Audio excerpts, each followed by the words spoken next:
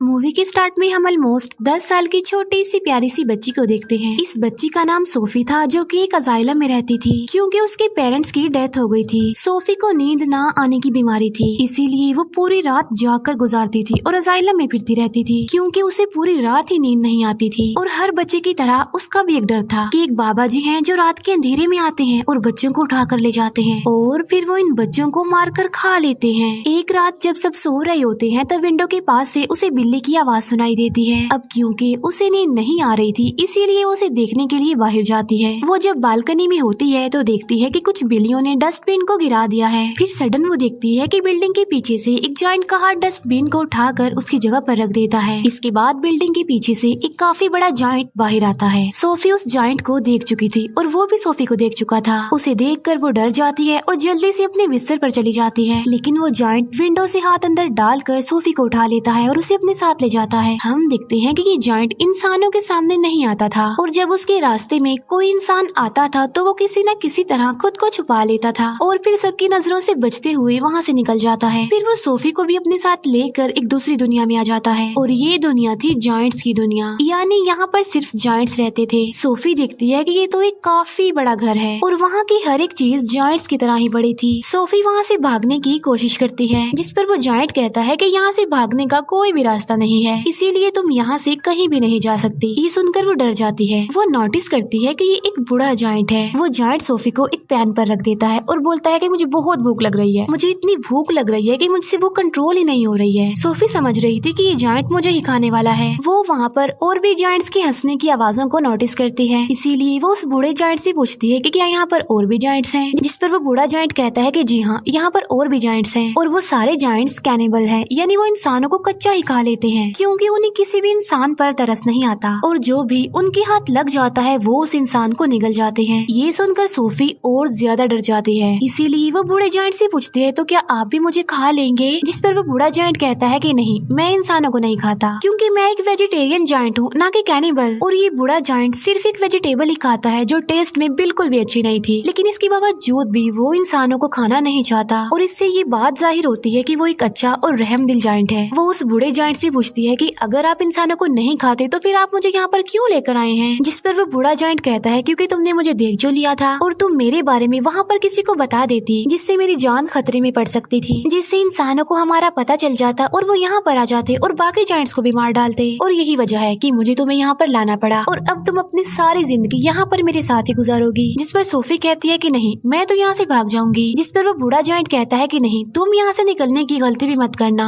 वरना बाहर बैठे जायंट्स को तुम पर तरस नहीं आएगा। ये कहकर वो बूढ़ा जायंट सोफी को एक बोर्ड पर रख देता है और उसे कहता है कि तुम थोड़ी देर रेस्ट कर लो, लेकिन सोफी को तो नींद ही नहीं आती थी। फिर वो देखती है कि वो जायंट अपने बैग से बड़ी बड़ी बॉटल्स निकाल रहा है। उन बॉटल्स में कोई चीज थी जो चमक रही थी। फिर वो उस जायंट से पूछती है कि इन बॉटल्स में क्या है, जिस पर वो जायंट कहता है कि इसमें ड्रीम्स हैं, यानी ख्वाब। जिस पर वो कहती है अच्छा, फिर तो ये मेरे किसी काम के नहीं है क्योंकि मुझे तो ड्रीम्स आते ही नहीं है और मुझे ड्रीम्स आएंगे भी कैसे क्योंकि मुझे तो नींद ही नहीं आती। फिर ये जायंट वो वाली बुक पढ़ने लगता है जो सोफी के पास थी। इस बुक में बहुत सारी कहानियाँ लिखी हुई थी। बूढ़ा जायंट उन कहानियों को पढ़ने लगता है, जिस पर सोफी को नींद आ जाती है। इसके बाद वो बूढ़ा जायंट एक बॉटल लेता है और उसमें से एक ड्रीम बाहर निकालता है। इतनी ही देर में सोफी की आंख खुल जाती है और वो देखती है कि वो बूढ़ा जायंट अभी सो रहा है, इसीलिए वो मौके का फायदा उठाकर उस घर से बाहर निकल जाती है और वहाँ से भागने की कोशिश करती है, लेकिन तभी उसे एक काफी बड़ा जायंट पकड़ लेता है और ये सच में उस बूढ़े जायंट की निस्बत काफी बड़ा जायंट था। सोफी उस जायंट को कहती है कि प्लीज मुझे यहाँ से जाने दो, लेकिन वो जायंट सोफी की एक नहीं सुनता और वो उसे निगल जाता है। इसकी फौरन बाद सोफी की आंख खुल जाती है। इसका मतलब ये था कि सोफी एक ड्रीम देख रही थी। जागने के बाद वो उस बूढ़े जायंट से पूछती है कि मुझे पता है ये आपने किया है ना, क्योंकि ना तो मुझे नींद आती है और ना ही मुझे ड्रीम्स आते हैं,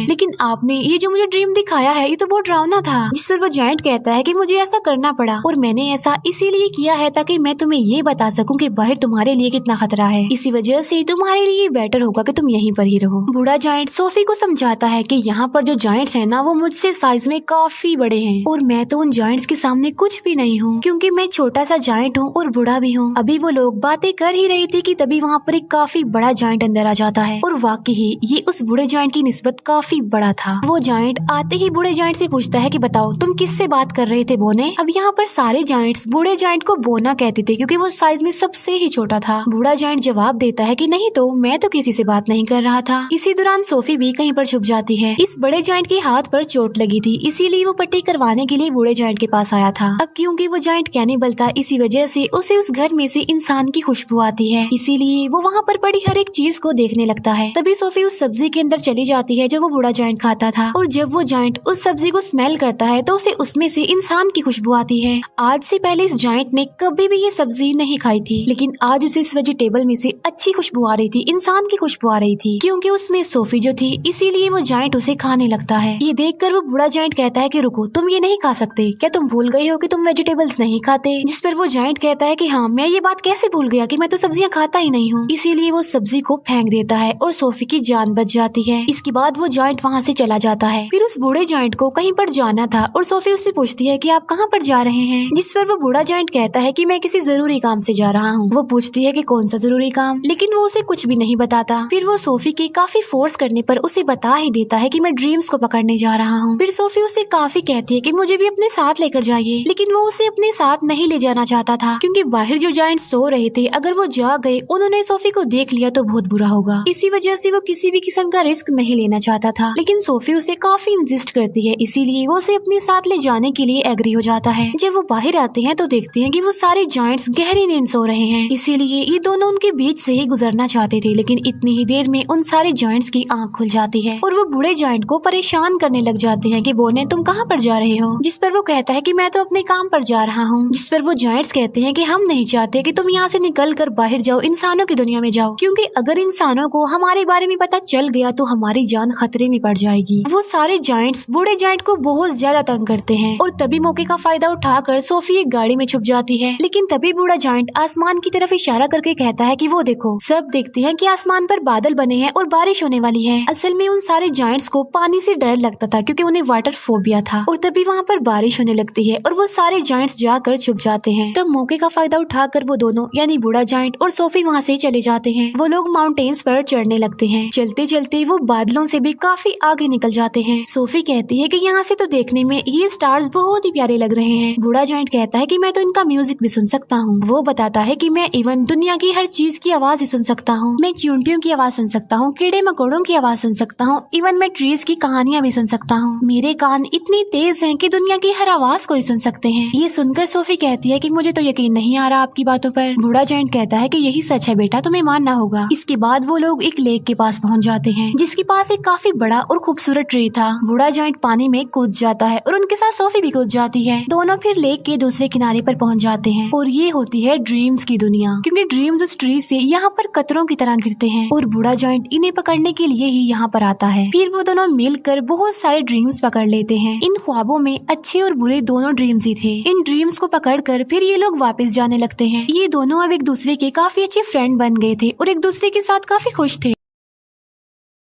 बूढ़ा जायंट उसे अपनी दुख भरी कहानी भी सुनाता है कि यहाँ पर सारे जायंट्स मुझे बोना कहते हैं, लेकिन फिर वो एक बात सोचकर खुश हो जाता है कि मुझे यहाँ पर कोई ऐसा भी मिला था जो मुझे बिग फ्रेंडली जायंट कहता था।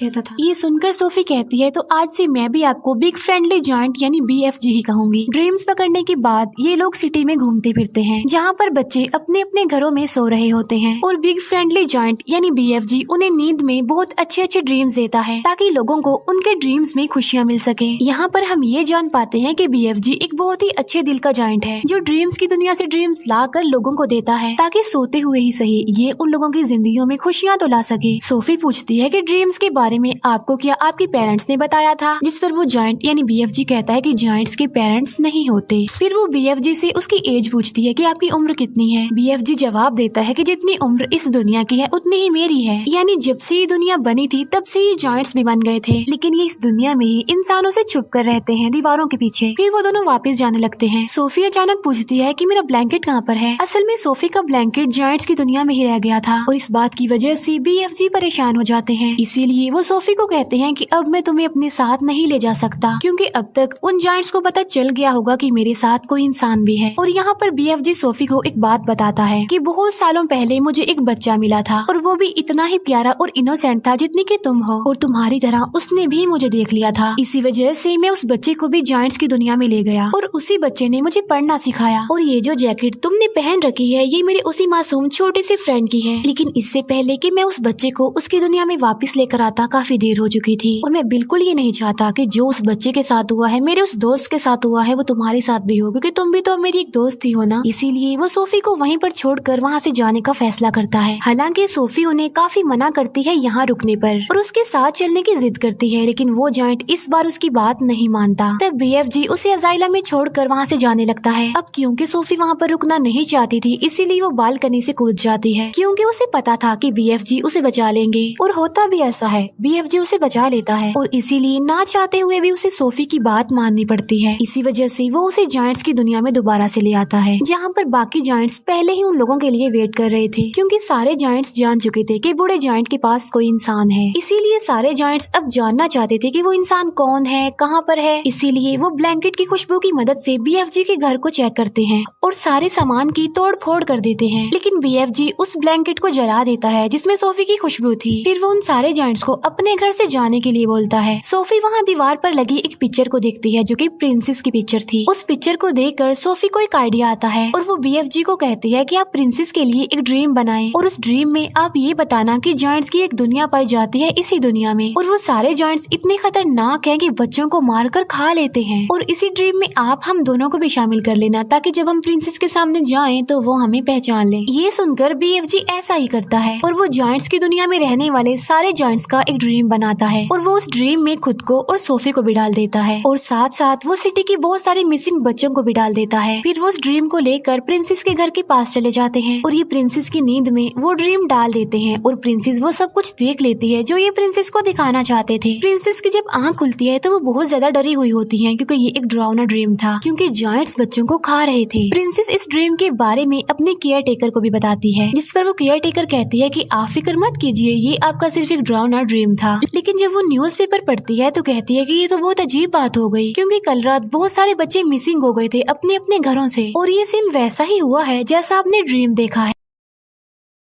तभी प्रिंसेस कहती है कि पर्दे हटाओ, और पर्दे हटाते ही विंडो पर सोफी खड़ी हुई थी। असल में ये चीज भी उन्होंने ड्रीम में डाल दी थी और उसमें BFG को भी डाल दिया था। तब सोफी उन्हें BFG के बारे में बताती है और साथ साथ वो प्रिंसेस से प्रॉमिस भी लेती है कि आप मुझसे वादा करें कि आप BFG को कोई नुकसान नहीं पहुंचाएंगी। तब BFG प्रिंसेस के सामने आता है और तमीज से उनके सामने झुक जाता है। तब प्रिंसेस भी अपने प्रॉमिस को पूरा करती है। अच्छा, यहाँ पर जायंट्स की ना एक फनी बात भी थी कि वो किसी भी वर्ड को ठीक से नहीं बोलते थे, इसीलिए वो महारानी को मर्जानी कहता था, BFG इंसान को इंसान कहता था और ऐसे ही उल्टे सीधे लफ्ज बोलते थे। इसके बाद प्रिंसेस उनका अच्छे से वेलकम करती है और उन्हें एक काफी अच्छी दावत देती है। फिर ये लोग सारी बात प्रिंसेस को बता देते हैं कि जायंट्स की दुनिया में 9 बड़े बड़े जायंट्स ऐसे हैं जो इंसानों और बच्चों को पकड़कर खा लेते हैं। इसीलिए प्रिंसेस उनकी हेल्प करने के लिए तैयार हो जाती है और अपनी एक पूरी आर्मी तैयार कर लेती है, जो कि BFG की मदद से अपने हेलीकॉप्टर्स में बैठकर जायंट्स की दुनिया के लिए निकल जाते हैं। अब इन्होंने यहाँ पर एक प्रॉपर प्लान बनाया हुआ था, इसीलिए वो प्लान के मुताबिक एक जगह पर रुक जाते हैं, क्योंकि ये पूरी तैयारी के साथ उन पर अटैक करने के लिए आए थे। प्लान ये था कि BFG एक ड्रीम बनाएंगे और उस ड्रीम में BFG इन जायंट्स के लिए शर्मिंदगी और पछतावा डालेंगे उनके बुरे कामों के लिए जो उन्होंने किए थे, और BFG ऐसा ड्रीम बना भी लेता है। लेकिन जैसे ही BFG ड्रीम्स को उन जायंट्स में डालने के लिए जाता है, तब उन्हें याद आता है कि ड्रीम डालने वाली चीज तो मैं प्रिंसेस के महल में ही छोड़ आया हूँ और उस चीज के बगैर ऐसा करना रिस्की था, क्योंकि उन जायंट्स के पास जाना था। लेकिन सोफी हिम्मत करके उस ड्रीम वाले जार को उस जगह पर लेकर चली जाती है जहाँ पर वो जायंट्स सो रहे थे। लेकिन इससे पहले कि सोफी उस जार को तोड़ पाती, उन जायंट्स का लीडर उठ जाता है और वो जैसे ही सोफी को पकड़ने वाला होता है, सोफी उस जार को तोड़ देती है और ये ड्रीम उन जायंट्स की नींद में चला जाता है जो अभी सो रहे थे। और जब वो जायंट्स जागते हैं तो उन्हें अपने बुरे काम पर शर्मिंदगी होती है, लेकिन जो जायंट्स का लीडर था वो तो जाग रहा था, इसीलिए उसे कोई भी पछतावा और शर्मिंदगी नहीं होती और इसीलिए वो सोफी पर अटैक कर देता है। लेकिन तभी BFG उस जायंट के सामने आ जाते हैं। अब क्योंकि BFG बहुत छोटे थे इसीलिए वो जायंट उन्हें अपने हाथ में उठा लेता है, लेकिन जैसे ही वो BFG को मारने लगता है प्रिंसेस की पूरी आर्मी हेलीकॉप्टर्स के साथ वहाँ पर आ जाती है और वो लोग सारे जायंट्स को पकड़कर अपने साथ ले जाते हैं और उन्हें समंदर के बीच में एक आइलैंड पर छोड़ दिया जाता है। अब क्योंकि इनके चारों तरफ पानी था और ये तो पानी से डरते थे इसीलिए वो वहाँ से भाग नहीं सकते थे और इसीलिए अभी हमेशा के लिए यहाँ पर फंस गए हैं। प्रिंसेस उन जायंट्स के लिए वहाँ पर सब्जी के बीज भी फेंक देती है ताकि ये जायंट्स उन बीजों की मदद से वहाँ पर सब्जी उगाएं और सारी जिंदगी ये वो सब्जी ही खाएं। अब क्योंकि उन जायंट्स को ये सब्जी पसंद नहीं थी लेकिन अब ना चाहते हुए भी उन्हें ये सब्जी खानी पड़नी थी और पूरी जिंदगी इसी आइलैंड पर रहकर ये सब्जी ही खानी है। इसके बाद हम सोफी को देखते हैं जो बजाइला में नहीं रहती बल्कि प्रिंसेस के महल में रहती है और यहाँ पर सोफी बहुत खुश होती है और वो जब चाहे BFG से बात भी कर सकती है क्योंकि BFG ने बताया था कि वो इस दुनिया की सारी आवाजें सुन सकते हैं। दूसरी तरफ BFG जो कि अब जायंट्स की दुनिया में बिल्कुल अकेले रह गए हैं जिन्होंने जायंट्स की दुनिया में उस सब्जी के अलावा और भी बहुत सारी वेजिटेबल्स उगा ली हैं और वो भी अपनी लाइफ में बहुत खुश हैं। सोफी हर सुबह जागकर विंडो पर आती है और BFG को गुड मॉर्निंग कहती है जिसे BFG सुन लेते हैं और उसका जवाब देते हैं और ये प्यारी सी मूवी यहीं पर एंड हो जाती है। Thank you for watching.